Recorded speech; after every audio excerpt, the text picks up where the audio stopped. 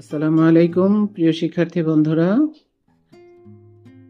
আজ আমি অষ্টম শ্রেণীর বাংলা বিষয়ের আরো একটি গুরুত্বপূর্ণ ক্লাস নিয়ে হাজির হয়েছি। তোমরা সকলেই ক্লাসে মনোযোগী থাকবে, তাহলে এই ক্লাসটি থেকে তোমরা অনেক অনেক উপকৃত হবে। তো চলো শুরু করি আজকের ক্লাস।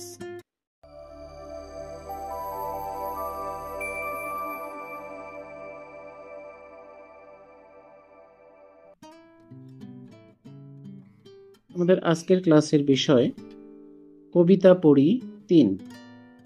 তো এখানে রয়েছে জাগো তবে অরণ্য কন্যারা। এই কবিতাটি সুফিয়া কামালের লেখা। এই চমৎকার কবিতাটি আজকে আমরা পড়ব এবং এই কবিতার যে কঠিন শব্দগুলো আছে সেই শব্দগুলো আমরা জেনে নেব।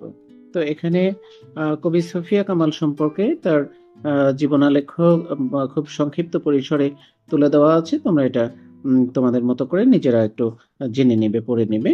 আমরা চলে যাচ্ছি আমাদের আজকের কবিতায়। জাগো তবে অরণ্য কন্যারা। এখানে রয়েছে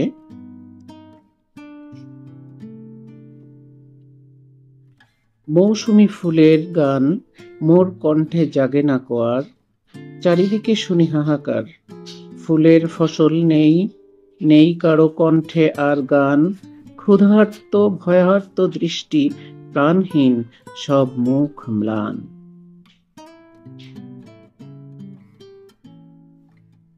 মাটি অরণ্যের পানে চায়, সেখানে খড়িছে স্নেহ পল্লবের নিবিড় ছায়ায়। জাগো তবে অরণ্য কন্যারা, জাগো আজি, মর্মরে মর্মরে উঠে বাজি, বৃক্ষের বক্ষের বহ্নি জ্বালা, মেলি লেলিহান শিখা, তোমরা জাগিয়া ওঠো বালা। কঙ্কনে তুলিয়া ছন্দ তান, জাগাও মুমূর্ষ ধরা প্রাণ, ফুলের ফসল আনো, খাদ্য আনো ক্ষুধার্তের লাগি, আত্মার আনন্দ আনো, আনো যারা রহিয়াছে জাগি। তিমির প্রহর ভরি অতন্দ্র নয়ন, তার তরে ছড়াও প্রভাত আলো, তোমাদের মুঠি ভরে ভরে। সংক্ষেপিত। এই কবিতাটা আরো অনেক বড়। তো এই কবিতাটার খুব সংক্ষিপ্ত একটা অংশ, প্রথম অংশটা তোমাদের পাঠের জন্য তুলে দিয়েছে। তো এই যে কবিতা জাগো তবে অরণ্য কন্যারা, এখানে অরণ্য বলতে আমরা বুঝি বন। আর যে কোনো সৌন্দর্য, যে কোনো প্রকৃতি বা প্রাকৃতিক সৌন্দর্য সবসময় নারীর সাথে তুলনা করা হয়, এই জন্য এখানে কন্যা শব্দটি ব্যবহার করা হয়েছে। যে এখানে বলা আছে জাগো তবে অরণ্য কন্যারা। তো এখানে এই কবিতার মধ্যে দেখো কিছু শব্দ আমি লাল কালি দিয়ে আন্ডারলাইন করেছি। এই শব্দগুলো তোমাদের কাছে কঠিন মনে হতে পারে, তোমাদের জন্য এটা আমি সহজ অর্থগুলো তুলে ধরছি। এখানে আছে ক্ষুধার্ত। ক্ষুধার্ত মানে ক্ষুধা পীড়িত, অর্থাৎ যে প্রচন্ড ভাবে যার ক্ষুধা লেগেছে তেমন অবস্থাটাকে ক্ষুধার্ত বলা হয়। ভয়ার্ত মানে যেখানে ভয় আছে, যে চোখে ভয় আছে, ভীতি সম্পন্ন যেটা, সেটা হলো ভয়ার্ত। ম্লান, ম্লান শব্দের অর্থ মলিন, তোমরা এটা জানো। তারপরে এখানে দেখো রয়েছে যে অরণ্যের, অরণ্যের মানে হলো বনের, অরণ্য মানে বন, আমি আগেই বলেছি। খড়িছে, খড়িছে মানে ঝরছে বা পড়ছে, ঝরে পড়া বা চুইয়ে চুইয়ে যেটা পড়া, সেটা হলো খড়িছে। তারপরে আর একটা শব্দ আছে দেখো মর্মরে, মর্মরে মর্মরে, মর্মর শব্দের অর্থ হলো মন, মর্ম মানে মন, মর্মরে মর্মরে উঠে বাজি মানে মনে মনে, সবার মনের মধ্যে এটা বেজে ওঠে, এটা হলো মর্মর। মর্ম শব্দের অর্থ হলো মন। বহ্নি জ্বালা মানে হলো, বহ্নি মানে আগুন, এই জ্বালা মানে বর্গ জয় বফলা আছে দেখো এখানে।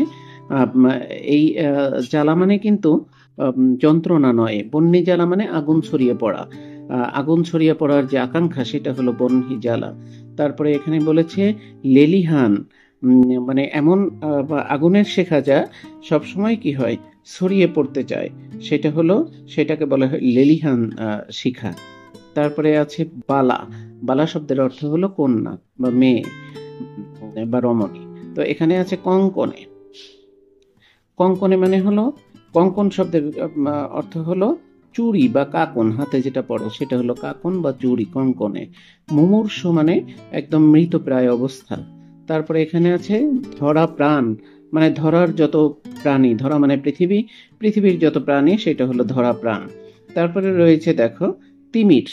তিমির শব্দের অর্থ হলো প্রগাঢ় অন্ধকার, আধার। আধার শব্দের প্রতিশব্দ হলো তিমির। অতন্দ্র, অতন্দ্র মানে যে চোখে ঘুম নেই, নির্ঘুম যেটা, সেটা হলো অতন্দ্র। অতন্দ্র নয়ন, যে চোখে কোনো ঘুম নেই, অতন্দ্র নয়ন। তো এখানে আমরা এই শব্দগুলো জেনেছি। আমরা আগামী ক্লাসে জেনে নিব যে এই জাগতবে অরণ্য কন্যারা, এই কবিতাটার মূল ভাবটা কি। এটাও তোমাদের জন্য খুব ইম্পর্টেন্ট হবে। সেই বিষয়ে আমরা আগামী ক্লাস ইনশাল্লাহ উপস্থাপন করব আমি, যে এই জাগতবে অরণ্য কন্যারা, এটা খুব সংক্ষিপ্ত মূল ভাব যেটা আছে, সারমর্ম যেটা আছে, সেটা আগামী ক্লাসে উপস্থাপন করব। তো আশা করি তোমরা কবিতাটা বুঝেছো, শব্দের অর্থগুলো বুঝেছো। যখন আমরা এটা মূল ভাব পড়বো তখন আমরা এই কবিতাটার মূল বিষয়টা জানবো যে কি নিয়ে এই কবিতাটা লেখা। তো আজকের মতো এ পর্যন্তই। ভালো থাকো সবাই। আল্লাহ হাফিজ। আসসালামু আলাইকুম।